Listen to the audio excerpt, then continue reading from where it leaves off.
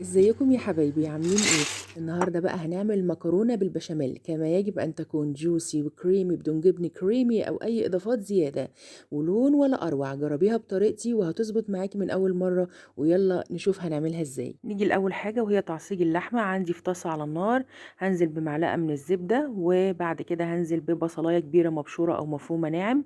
هشوحها كويس جدا، هتتشوح فقط لا غير. وبعد ما اتشوحت هبدأ بقى أنزل باللحمة المفرومة وهقلب وهسيبها لحد ما تغير لونها.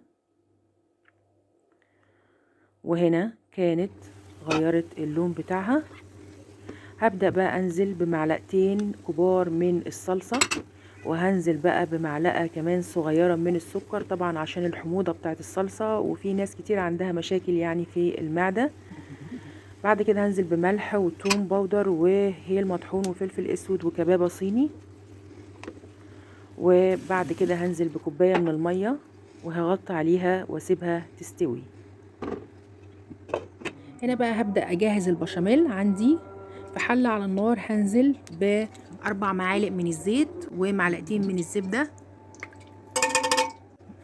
بعد كده هنزل بست معالق كبار من الدقيق،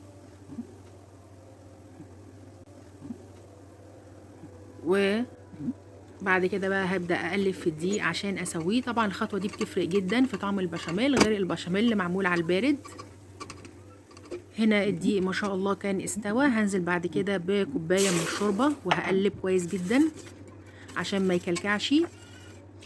وبعد كده هنزل بقى بخمس كوبايات من الحليب، تقليب باستمرار.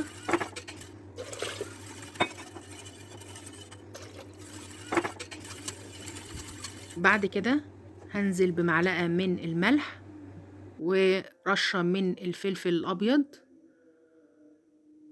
ورشة هيل مطحون، معلقة توم باودر، ومعلقة بصل باودر، ورشة جوز الطيب طبعا بتفرق جدا في طعم البشاميل. وهبدأ أقلب باستمرار. هنا كان القوام اختلف لكن لسه مستنية. بعد كده بدأت تظهر فقاقيع وكان البشاميل استوى، وهبدأ أشيله من على النار. هنا بقى كانت اللحمة فاضل لها حوالي 5 دقايق، وبعد كده هطفي عليها. وعندي حلة على النار هنزل فيها بمعلقة من الملح، وبعد ما تغلي هنزل بالمكرونة. أنا هنا استخدمت حوالي كيسين ونص.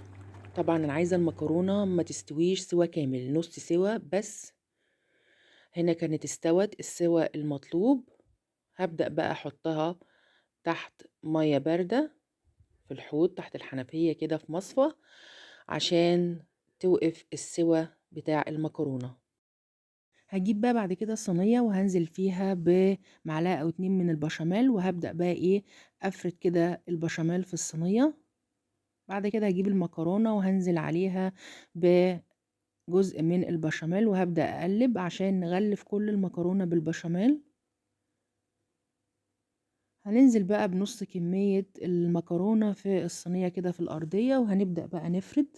وبعد ما نفردها هننزل عليها باللحمة المفرومة. وبعد ما نفرد اللحمة هنبدأ بقى ننزل بباقي كمية المكرونة. وبعد كده بقى هنزل بكمية البشاميل المتبقية عندي، وهبدأ أفرد كده. وهاجي بقى في جوانب الصينية بالشكل ده، أحاول أنزل البشاميل للطبقات اللي تحت. بعد كده بقى هحط أي نوع جبنة عندي. أنا استخدمت موتزاريلا، ممكن شيدر، ممكن جبنة رومي، مفيش ممكن بضاية. وهاخدها على فرن درجة حرارته 200 لمدة تلت ساعة لحد ما تغير لونها. ودي كانت المكرونه بتاعتنا لسه طالعه من الفرن. شكل وريحه وطعم ما اقولكوش، لازم تجربوها. وهنا كنت بقطعها كانت كريمي وجوسي وهي كانت سخنه، فلو حابينها قطع متماسكه نسيبها تبرد شويه. جربوها تدعولي. انا سوزان محمد، اللي لسه اول مره يشوفني يا ريت تشتركوا في قناتي على اليوتيوب وتفعلوا زر الجرس عشان يوصلكم كل جديد، ولايك وشير، والسلام عليكم.